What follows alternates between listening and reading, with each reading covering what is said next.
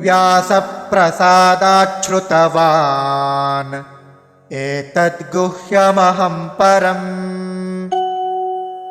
योगं योगेश्वरात् कृष्णात् साक्षात् कथयतः स्वयम्।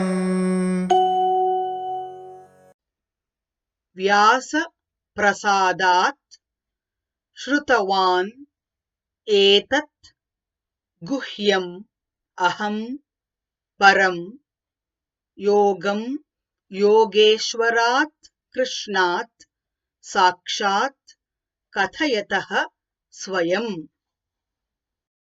व्यासप्रसादाच्छ्रुतवान् एतद्गुह्यमहं परम् योगं योगेश्वरात् कृष्णात् साक्षात् कथयतः स्वयम्।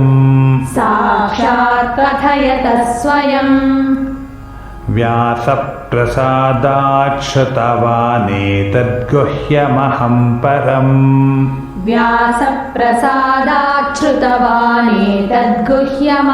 परम्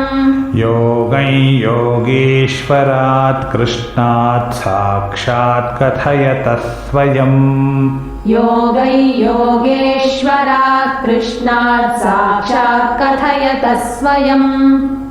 व्यासप्रसादात् श्रुतवान् एतद्गुह्यमहं परम् योगं योगेश्वरात् कृष्णात् साक्षात् कथयतः स्वयम्।